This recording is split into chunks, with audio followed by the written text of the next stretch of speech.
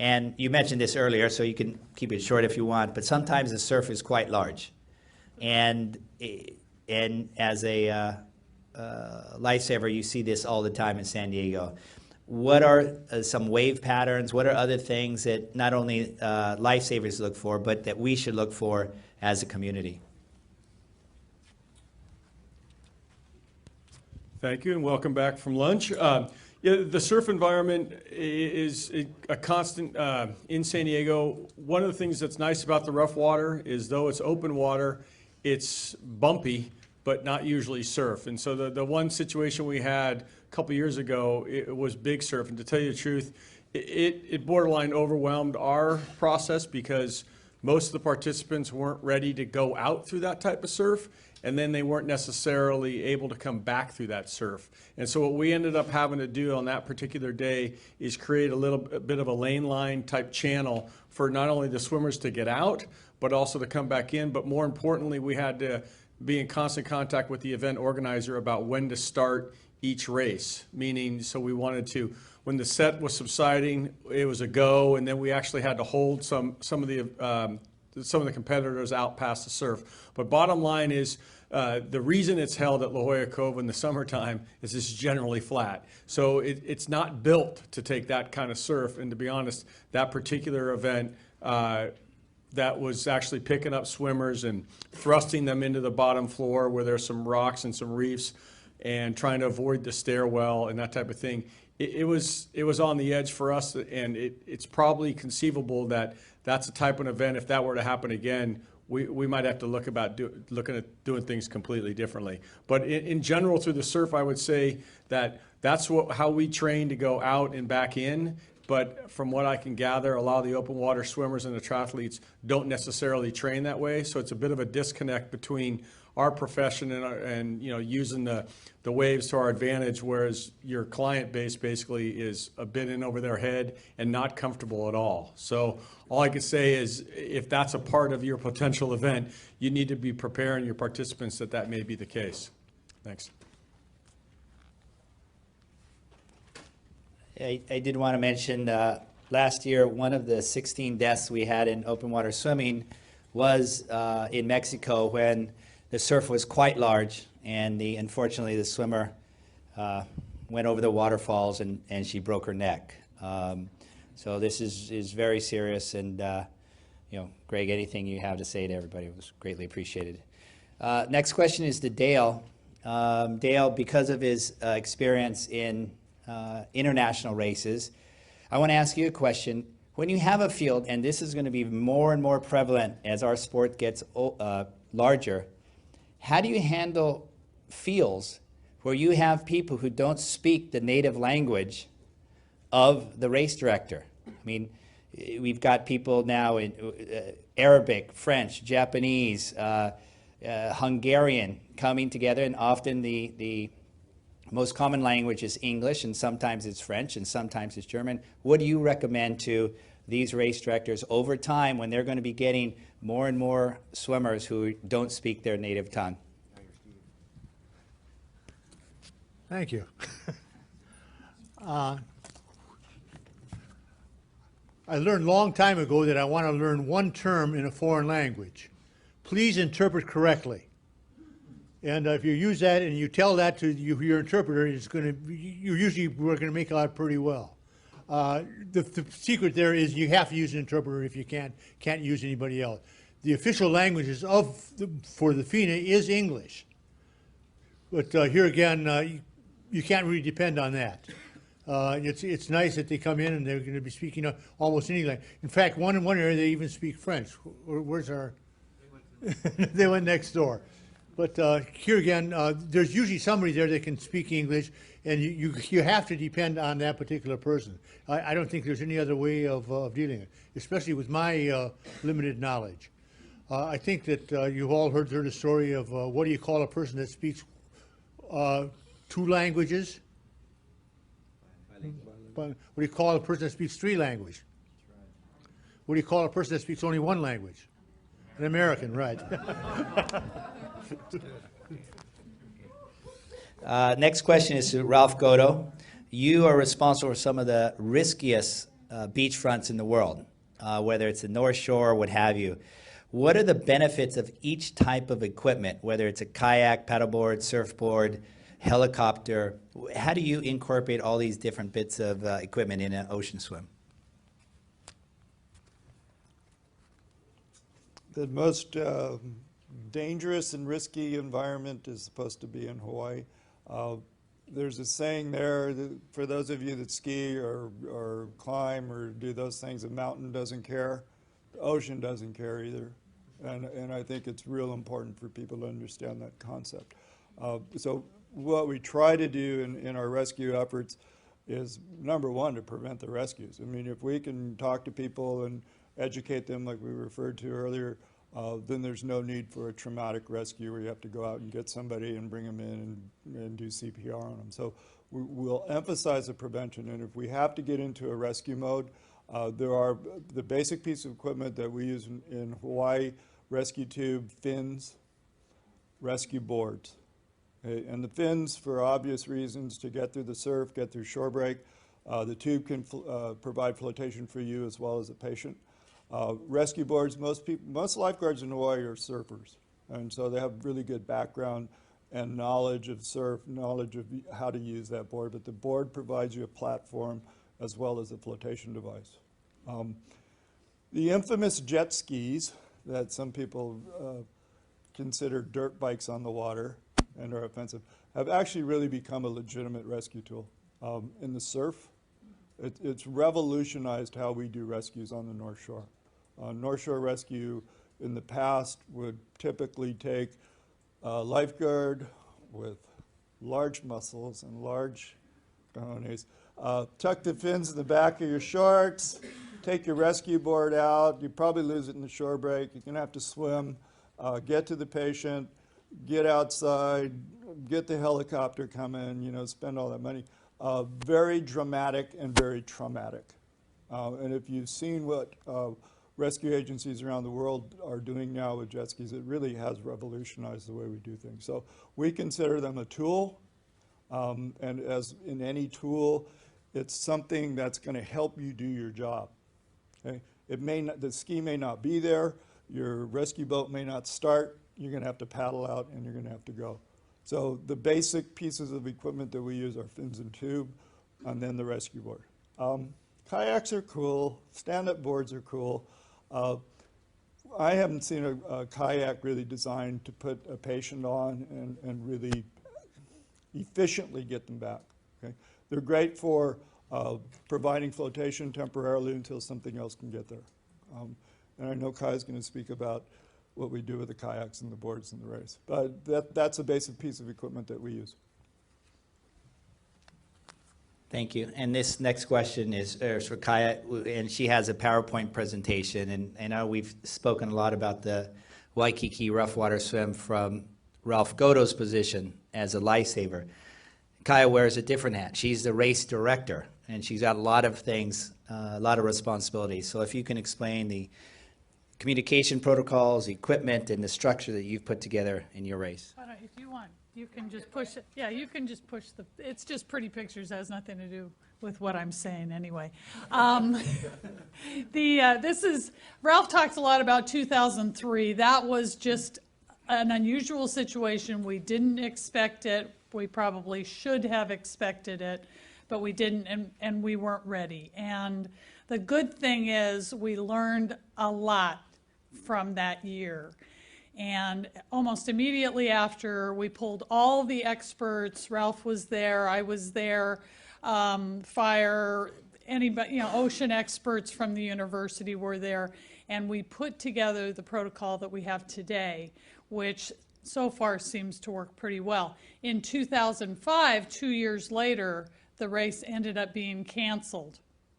And the race director, that was not me at the time, but he pretty much had no say in it. It was the safety people that said, we're not going, we're not doing this again, and the race was canceled.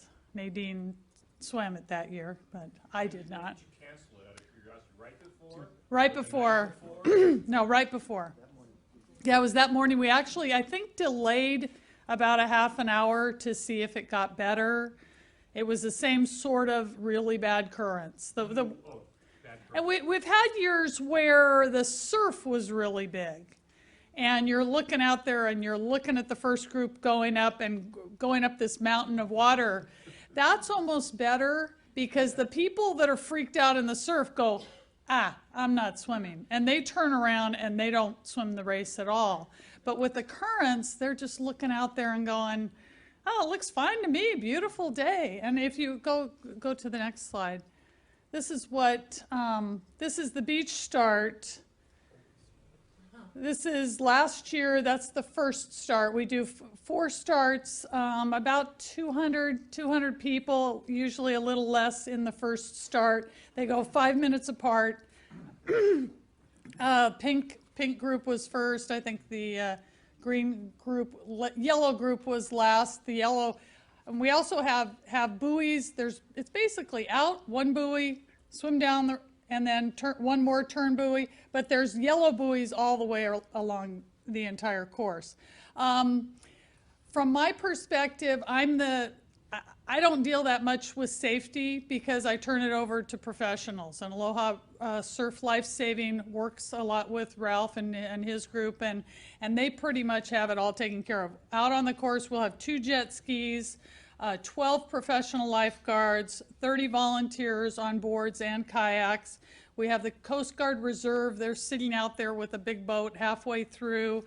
We have 2 other boats out there just patrolling, and they're all talking to each other the entire time. They're on both cell phones and on radios.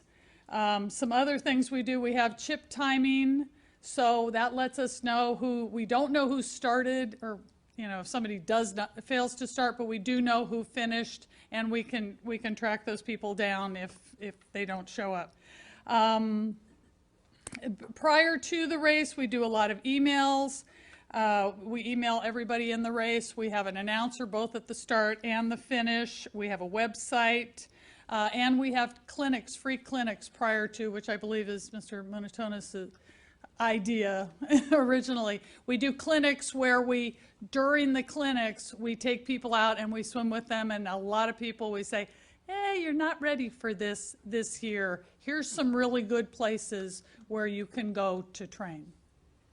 Thanks. The next question is to Malcolm Cooper, who is the safety director of a very unusual swim.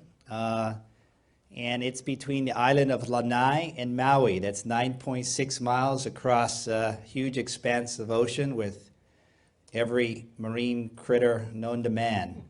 Question is, you've got boats all spread across the Pacific between those islands. How do you keep track of everybody?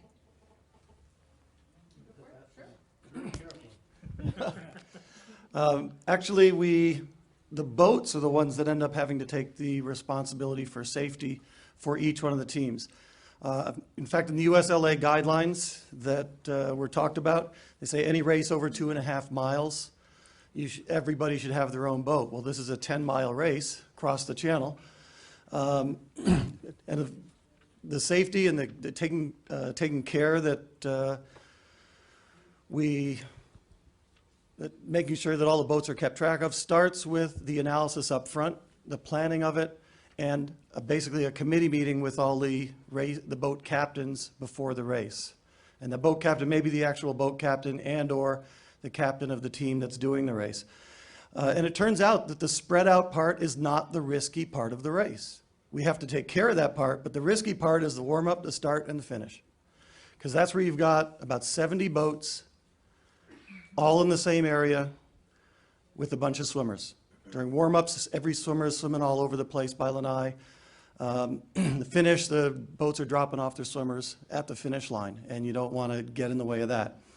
The other things that happened is the risks that we have to look at are changing swimmers, boats breaking down, looking at what can happen to the athletes, and the conditions change from year to year.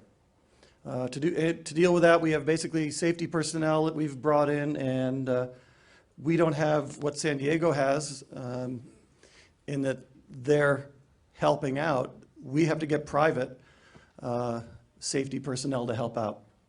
And then there's a special waiver that goes with this. Think of it kind of like when you go skiing. There's lots of stuff going on those slopes, lots of ways to get hurt. You have to acknowledge that there is a possibility of getting hurt, because there's not much we can do if a 20-foot creature decides to swim up underneath you and say hi. If you see it, get out. Okay. Anyway, just a little history background. Not quite as old as the rough water. Same people actually started it, along with a couple others. It's a 6-person relay. It typically has 20 solos these days, a maximum every year. And a boat escort is required for every swimmer. That's how we keep track of all of them. They had to move the finish from Lahaina to Kaanapali because of the boat traffic there. That's the course, one island to another. As I mentioned before, the warm-up, start and finish is the dangerous part. Keeping the channel clear is essential. Keeping the finish channel clear is essential, and keeping warm-up swimmers away from the boats during the beginning. So there's the channel swim finish. We have to keep that area clear. That's one of the only clear disqualifications we'll give to a boat. Others are going to, we're changing some things, but other things that we're looking at are more time penalties for things that happen for future. Jet ski, essential. This was added a couple of years ago for safety to keep track. We already had 2 boats every year in case a boat breaks down.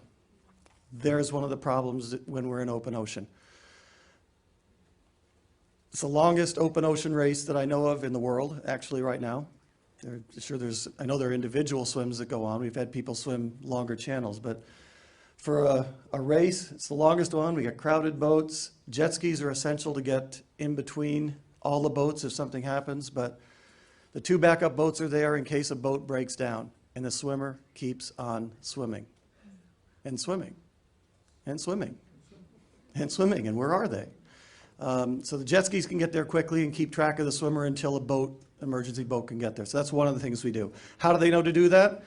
Mostly that's through communication. That comes up a little bit later. Another thing that happens in the mid-ocean is the changing of swimmers. One of the biggest dangers that actually had an accident about 20 years ago, I think.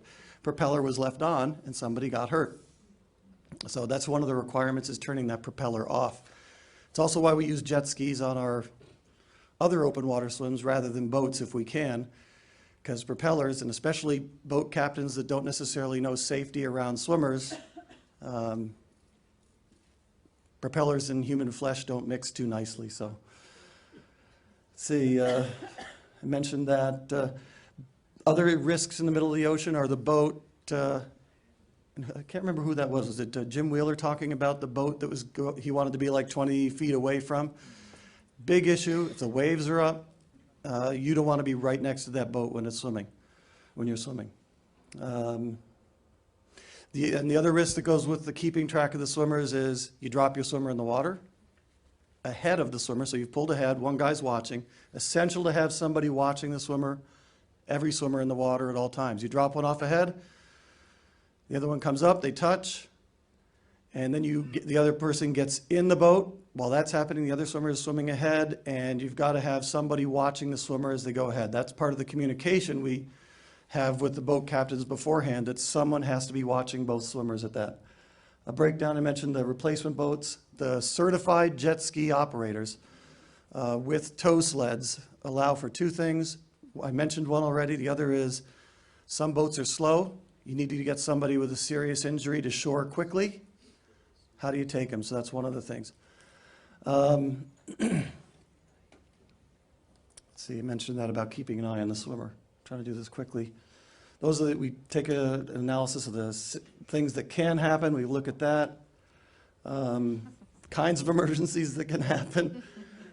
Shark, get out. Yeah, but inform the master boat if something happens. There's a master boat and there's another center on the mainland, or on the island at the finish line, and they're staying in touch on a CB channel. Everyone's has to monitor throughout the race in case something happens.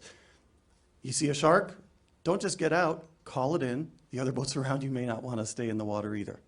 So jellyfish are actually worse than that, but that's another issue. The things that change from year to year: waves, wind, current, creatures. And you might be surprised to know you get sunstroke out there sitting in the boat all day for 4 hours. People don't think of that, or they're dehydrated. And they can get hypothermia or hypothermia from the wind. It can be a chilly morning. And they're not dressed for it, and their shirt's wet. So that's the safety and personnel. The one issue we have really is the ambulance. Where do you put an ambulance or EMTs? The boat's not going to go to Kaanapali Beach, and you're going to have trouble getting them on the beach anyway. Uh-oh, Skype stopped working. Where do you put an ambulance? Mala Wharf, Lahaina Harbor, Ma'alaya Harbor, where all the boats are coming from. So really what we've got to do is we've just got to work with the ambulance service, AMR, to make sure that they know that we're there and that we'll be on call if something happens, and they'll probably be going to a harbor, but you don't know which one. And I think that's the long answer. Oh, now I don't know where we are. So communication, the CB channel, special waiver, and a special info sheet for all the boat captains knowing what they can and can't do for safety. Could you just explain how long is the race in terms of hours? Well, if you think about it, it's 10 miles, people swimming half-hour legs, and generally takes you about 3 hours for Bob Placex and the Australian team that are always going neck and neck in that one. And then other people are coming in typically between 3.5 and 4.5 hours. That's the typical length of time for the race. And we have teams that can go up to 8 hours out there, and then we pull them from the water, or try to. So. Thank you. Joel, you run a race in Santa Cruz. Cold water up there, seaweed, jellyfish, you name it. What are some things that you tell the swimmers right before you get in the water? Is there a pre-race briefing? We've talked about plans, we've talked about sending out emails, but do you do something special right before they get in the water?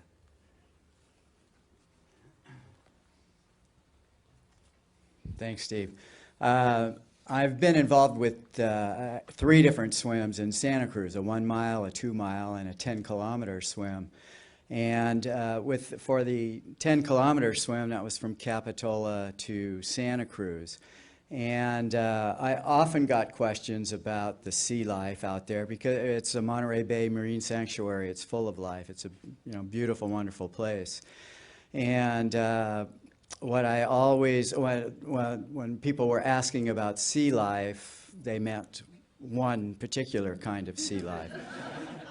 And I always told them that it was safer, you were going to be safer in the swim than you were driving to the swim. And I still feel that way. There are creatures out there in the ocean, but most of them are just curious, and they're interested in you, and you really don't have all that much to worry about. On the shorter swims, we definitely emphasize if you are not comfortable doing this swim, then you should not do it and back off. On the 1 mile swim, we'll get 300 to 400 people doing the swim. We'll have kids 12 to 18, or 12 to 17 as one group, and then adults. And we seldom have a problem with that swim. Even the casual swimmers that we get for that swim can make it the 1 mile swim around our pier. Where we have more of a problem is with the 2 mile swim, in that with double the distance, usually the faster swimmers are 40 minutes. Most of the swimmers are 50 to 55 minutes, and then we'll have some swimmers that are running hour 10, hour 15. And that's where we can get the hypothermia. So on that swim in particular, we emphasize, you know, if you're not comfortable, if you haven't been training in water this cold, then you shouldn't be doing the swim. Our typical water temperature it can be as low as 56 in July, August, typically around 58, can be as high as 62. On the peer-to-peer swim, we would have a range of temperatures starting usually in the high 50s and then dropping into, you know, down to 56, sometimes 55. So on the peer-to-peer, one of the big issues that we had most every year was fog sitting on the water. And so right before the start of the swim, I would have to tell everyone that we're not starting the swim, that we have to wait for the fog to lift. We have to have a certain amount of visibility before we start the swim. So we could wait a half an hour, we could wait 2.5 hours to start the swim. And I usually relied on the turnboat. Straight off the Capitola Beach, it was 2 miles out, was our turnboat, and if the turnboat could see the Santa Cruz Pier, then that was a real good indication that we were going to have a clear swim. So then we could start. So I think just letting people know, reminding people, because I've already let them know what they're getting into, whether it's for the 1 mile, the 2, or the 10K. They have a real good idea of what they're getting into. And so I'm reviewing what they already know. But I think that's a good thing to do. And especially, you know, because you're always going to have people who aren't quite sure what they're aren't quite sure that they should be there and that they should participate. So you want to be encouraging, but at the same time, be cautious.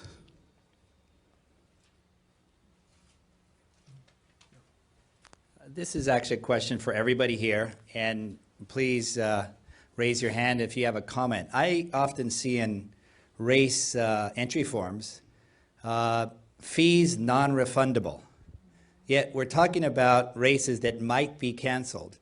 And my question to you and the audience is, as race directors, if there is a race that is non-refundable, yet we cancel the race because of safety, are we putting in disincentive for our sport to grow? Our athletes, should they be deserve some kind of partial refund or full refund?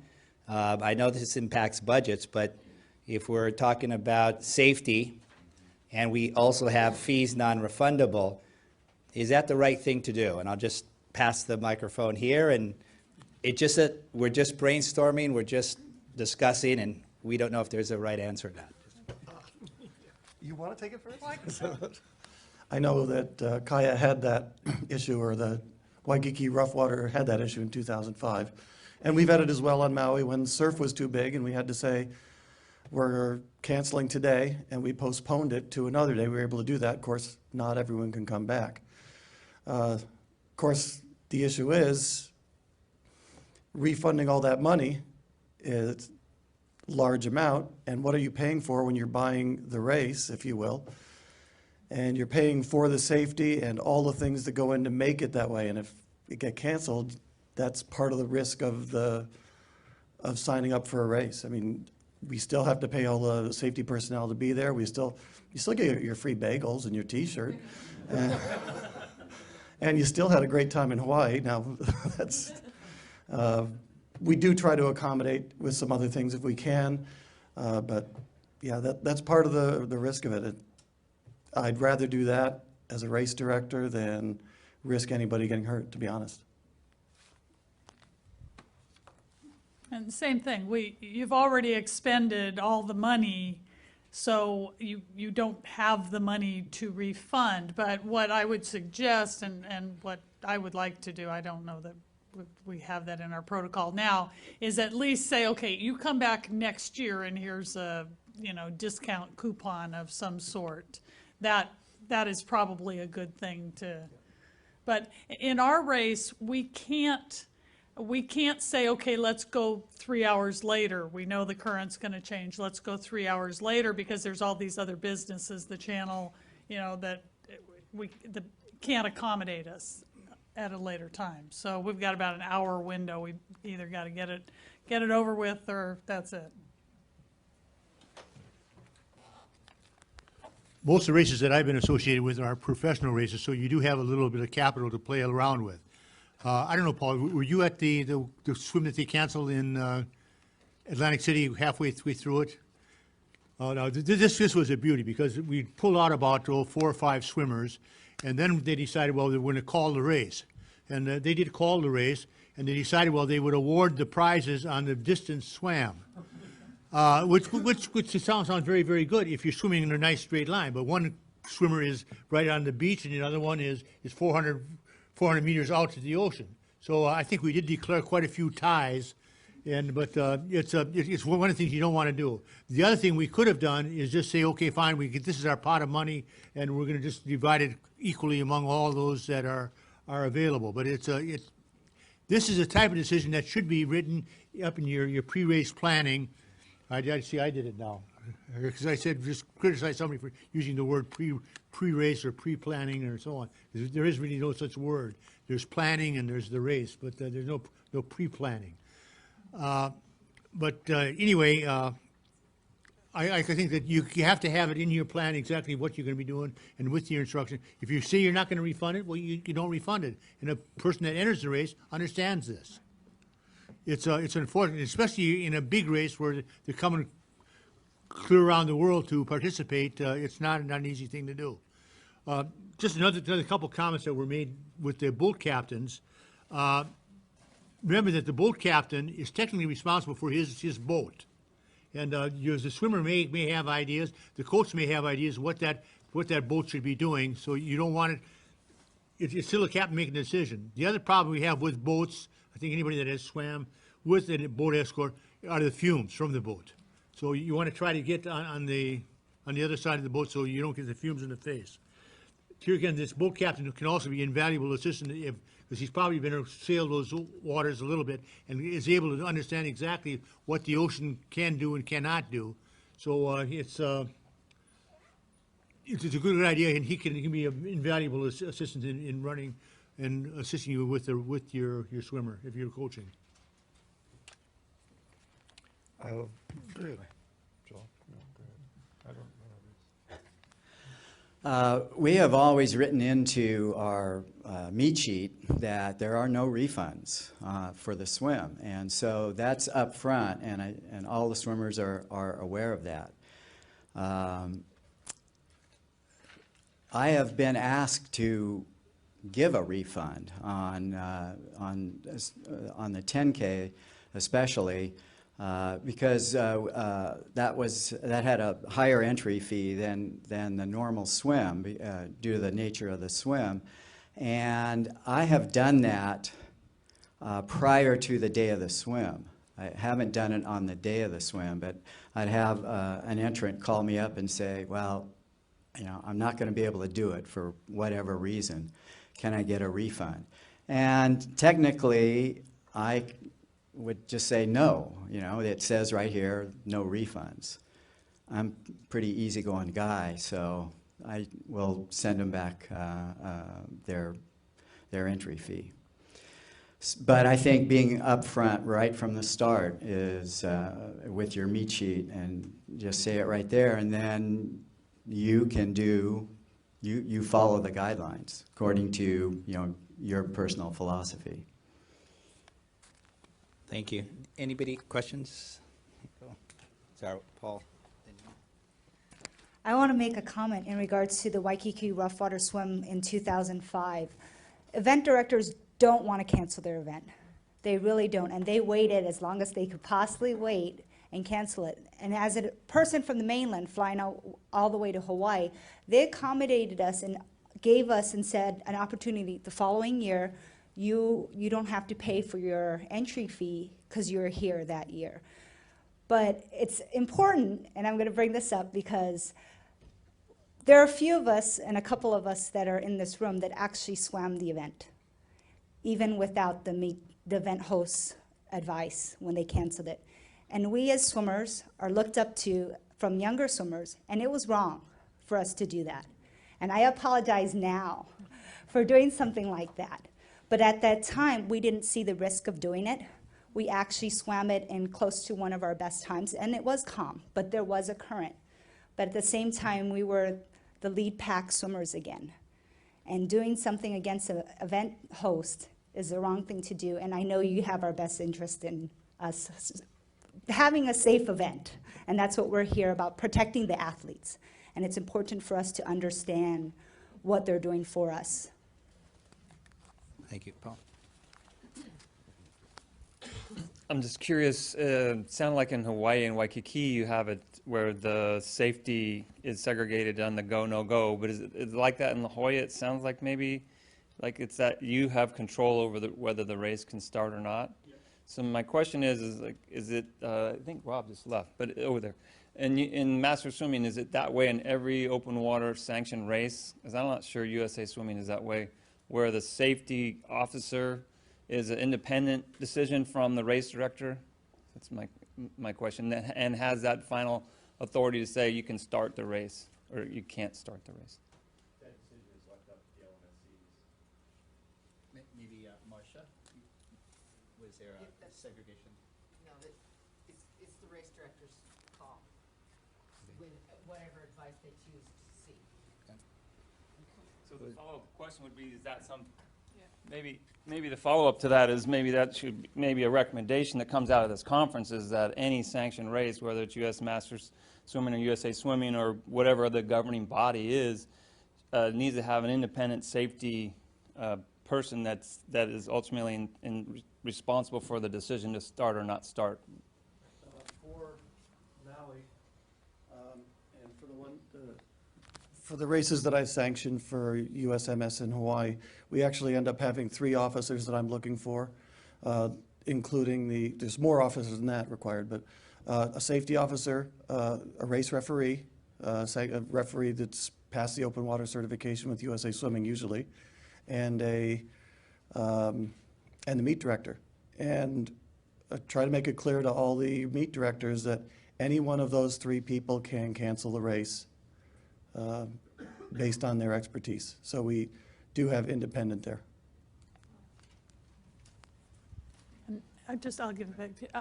And I would be a moron, even being ultimately responsible, to have my safety person say, yeah, I don't think we should go, and say, yeah, we're going to go anyway because there's all these people here. I mean, that would be completely irresponsible. So I'm not saying it's totally his responsibility. It's my responsibility, but I'm going to go on whatever he says.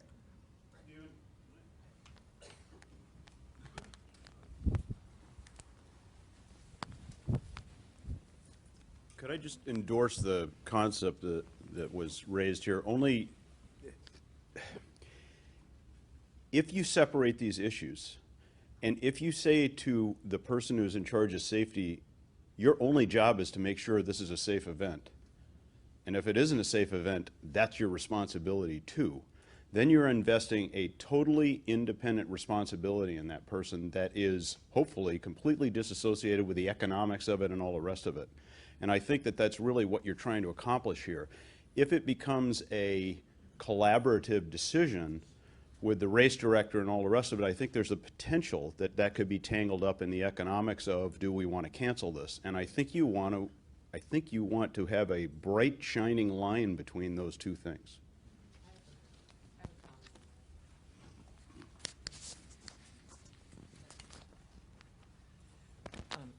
Like Nadine says, no race director ever wants to cancel a race, but it's usually not just one person. It's usually a collaborative effort, and it's people saying, you know, it would be the race director saying, hearing advice from the safety director and then talking about it. But what you have to do is you do have to keep the safety of the swimmers in mind, and that has to just be the overriding concern of the meet director as well as the safety director. I mean, I've been at races where they've been fog and it's sort of like, okay, let's wait and see. But it wasn't one person making the decision, forget it, we're canceling, because the fog can lift in 20 minutes or half an hour, or maybe not. But if the race director and the safety director are able to objectively look in it, but then again, you do get the dollar signs in your mind as the race director. But, when things are canceled, like if we go to a sporting event that, let's say a professional baseball game or something like that, and it's canceled for some reason, you can't ask for your money back. Maybe they do give some rain checks, but this is just life. And race directors put out a lot of money in order to buy things ahead of time. This is just one of those things in life. You have to accept the financial responsibility if that's what you want to do, even though it might not work out the way you want it to perfectly.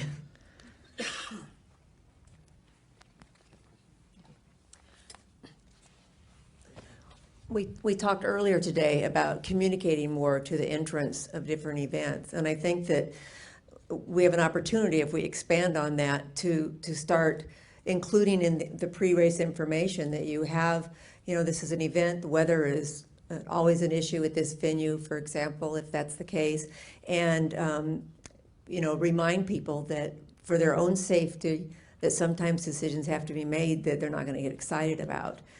But I certainly agree on the no refunds, because most of that money is spent. And I remember a number of years ago, I think it was the early 90s, when the Lake Tahoe relay got canceled because of snow. And at the meeting, there was always a meeting the night before, and it actually, I don't think it had started snowing that night, but it was really, really cold. And the Olympic Club had to make this decision, and I know they agonized over it to do it, and they made it. And there were people jeering and screaming in the audience, and they were really upset and complaining afterwards out in the halls and blah, blah, blah, And I lived there, so I knew that they were doing the right thing. I saw the weather report, so I knew it was going to be like the next day. And I went down with some friends this was when we still finished over on the West Shore, and went down with some friends to Chambers Landing and sat out there walked out on the dock in the snowstorm and looked across the lake, which was not very visible. And there were people out there going, we should have done it. We still could have done this. And it's like, they've just lost their marbles. And you're going to deal with people no matter whether you're in Hawaii or, somewhere like that. And so maybe with our pre-race publicity, we can prepare people a little better for realizing that safety is an awfully important thing to the race directors, even more important than whether they get upset if we cancel the race.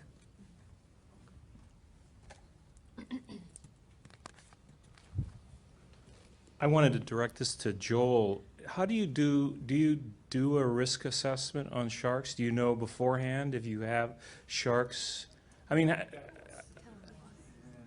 so here's the deal. The three of us want to do a swim north of Seattle, and we every year do a swim just amongst ourselves. And last year we went for a 4-mile, and on the radio, transient orcas were sighted 15 miles north of us, and they could hear us from 50 miles away.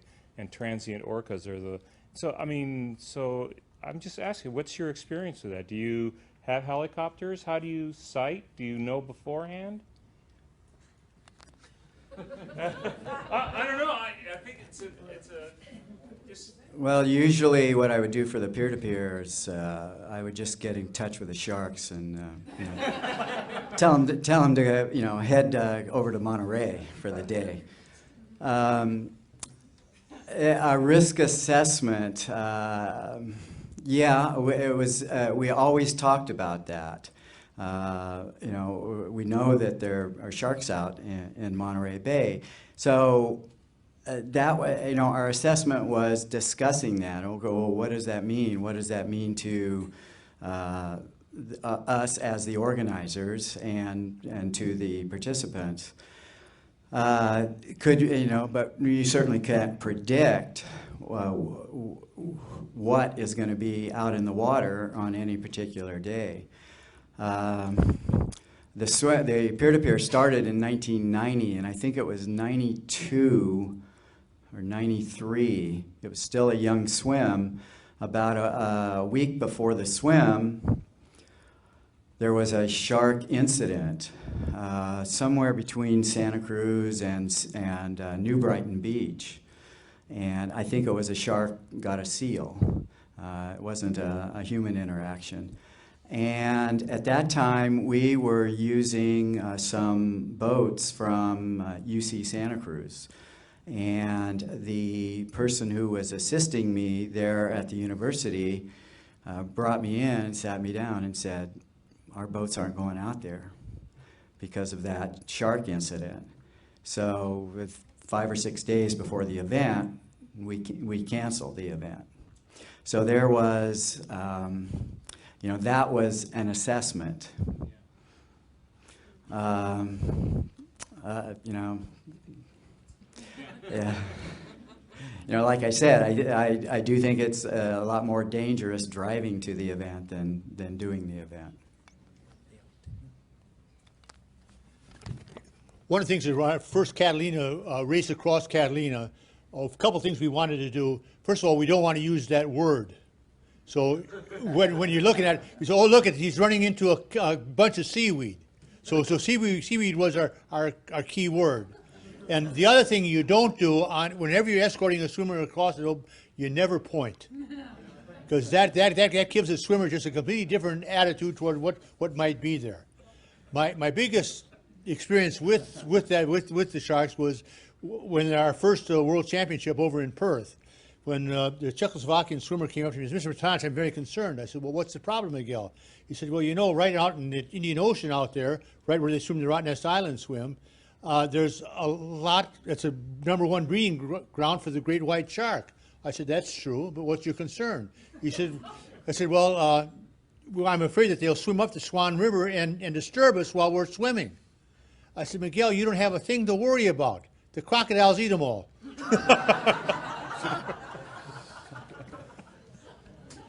But seriously, folks,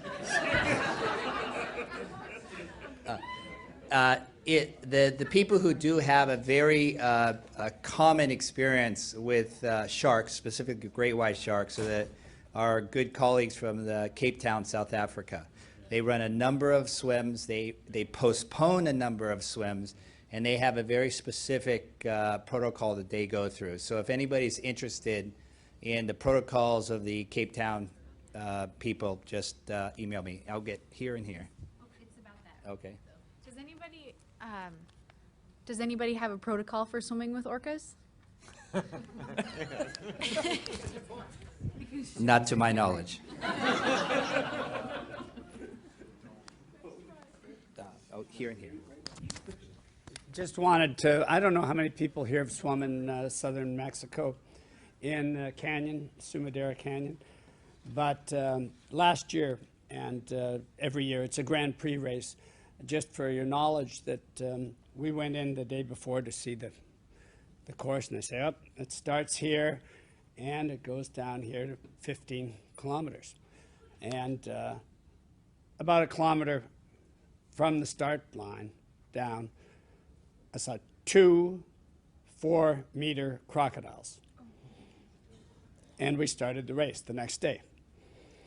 And not alligators, crocodiles, because there are a few species of crocodiles in North America and South America. But just of interest's sake, because we're talking about safety here, and I think in some ways sharks are intelligent compared to crocodiles. And I just don't know where we're going with some of these things. We don't even recognize some of the events that happen.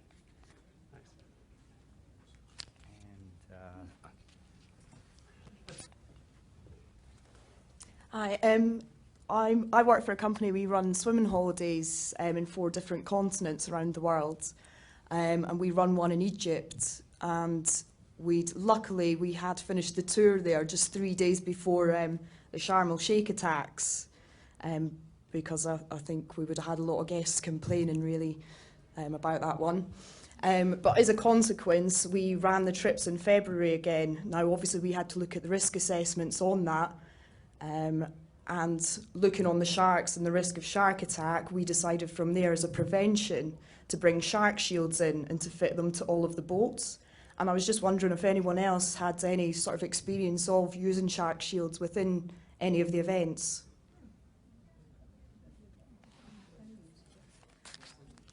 I do. Yeah, I use them quite often.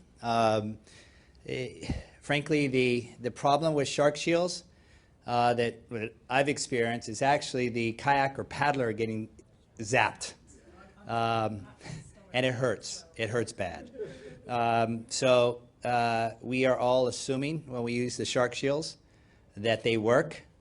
But just last week I was interviewing Michael Spalding and Linda Kaiser. They had crossed various channels in Hawaii, and he gave a thoroughly educational experience that he had. He was swimming in the one of the channels, and he was swimming with Linda. They were swimming between two islands in Hawaii, and if I can use you here, they were swimming together, and Linda was the first person who saw this dot, she says, coming up straight for her. One stroke, she saw a small dot. She put her head down. The dot was much bigger. It was a donut. The next stroke, it was obviously a large shark. She grabbed Mike. Mike looked down, and it's incredible to me to hear his story. He grabbed Linda, and I said, "Why did you grab Linda?" He said, "I wanted to appear bigger." I asked Linda, what did he do? Well, she said, most incredibly, Mike grabbed me with one hand around my shoulders, and with his other hand, he cocked his wrist. Now, this is a shark in 3 strokes, had went from a dot to a donut to a shark that was obviously going to attack him. But Mike had the wherewithal in that 3 strokes, and you know how fast 3 strokes is. That's less than 3 seconds. He had grabbed Linda, and he actually cocked his arm. I said, "Mike, a shark is coming straight at you, and you think you're going to punch him?" He goes, "Well, I was aiming for his nose." The thing is that he became calm. Linda said she was going to panic until the time when Mike grabbed her. The thought process that he was going through, unfortunately, in 3 strokes, less than 3 seconds, there is no way the boat or the kayaker or the paddler could have done anything. She was in shock until he grabbed her. Obviously, when he grabbed her, the people on the boat saw him go like this. Miraculously, and the shark came right up to him. Mike said they were very close to the feet. They were egg-beating, treading water, and the shark made a right-hand turn and went away. So I don't tell I can't explain it as well as he did. But yes, a shark shield, for those that you don't know, there's various products, and whether you're a surfer, a kayaker, a paddler, whatever, often you either put it to your ankle, or you tie it to your paddleboard or your kayak, and it gives out an electric impulse, and that supposedly within 3 meters, it's very discomforting to the shark. It was developed by the South African Navy again, with a lot of experience with the great white sharks. There was a shark attack in Australia, I believe, correct me, Australians, and what happened was supposedly the scuba diver had the shark shield on. She had it on her body. The shark still attacked her. What they later found out that she didn't have it on. So there is this moment in time where, because it gives out this field that you can get electrocuted, sometimes you turn it on, and this particular young lady was attacked in very shallow water. She was standing up. So I think they work. I use them. I use them religiously, but we've found that the accidents happened when the kayak or paddler inadvertently touches them. So I know we've gone a long time. If there's any more questions, we'll... oh, there's one question here. This will be our last question. We spent a lot of time on sharks, but I'm curious about something else. Steve mentioned the fact that there were 16 deaths last year in open water. I'd like to know what the situations were. Were they mostly ocean? Were they lake? Were they just a combination of everything? And they weren't 16 deaths due to the sharks. I'd like to know what we're talking about here. They ran a full gamut. They ran people who were trapped under a boat. One was a person who was coming into shore. She was picked up by the wave and jackknifed and broke her neck. We had over half of the deaths were people over the age of 45. Some with wetsuits, some not with wetsuits. Some of them finished the race and then collapsed. Some of them finished the race, collapsed on the shore and passed away there. Some of them passed away en route. Some of them passed away in the hospital or medical care. Many of the people who did pass away, they did get medical help rather quickly. Some cases immediately. More like a heart attack rather than something. It was a heart attack. There were sinkings. We are in contact, and the Mayo Clinic. There's a very famous clinic in the United States, Minneapolis, who is actually doing a study right now. I think Ingrid has a book called Fearless Swimming, and she actually documents in her book. Raise your hand. She actually, in her book, I think she has with her, has documented at least 20 deaths of various types. But to answer your question, it runs the gamut. Now, in talking with the Mayo Clinic people, they are concerned that wetsuit usage, constrictive wetsuit usage is one issue. And that is a concern whether it's very cold water or warm water. And again, I think Dr. Miller in the other room will be explaining some of the reasons. I'm just reiterating what the doctors have told me.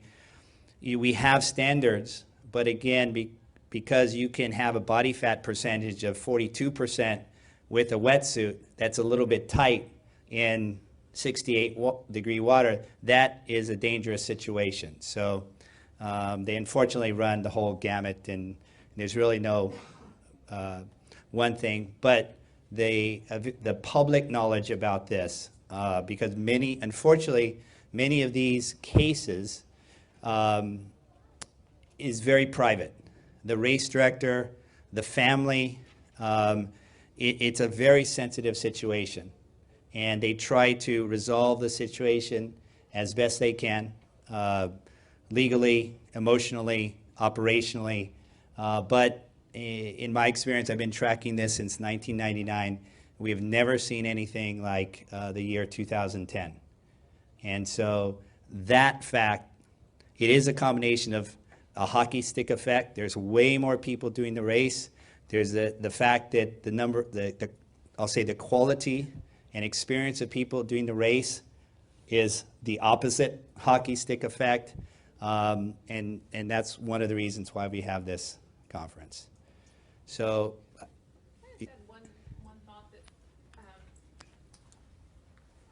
one of the things that we've started to add to all of our open water swims is the use of swim angels. And so basically they're swimmers they're experienced swimmers, they want to just get out there and help with the event. We do charity swims for cancer, but we found them very helpful. When you do get all these new swimmers, and ours are not considered to be races with Swim Across America, but we have a lot more of those recreational swimmers like Kate does as well. And you know, the swim angels, they have we put a white cap on them. Sometimes ahead of the swim, we'll ask if anyone wants to have a swim angel, and we'll pair them up. So if it's somebody's, you know, I think as much as we want to protect everybody, I also think that, you know, with open water swimming becoming a more popular sport, we want to also encourage people to get out there and try it, right? And so they might be doing it for their first time, and you want to make that as special of an event for them as it can be.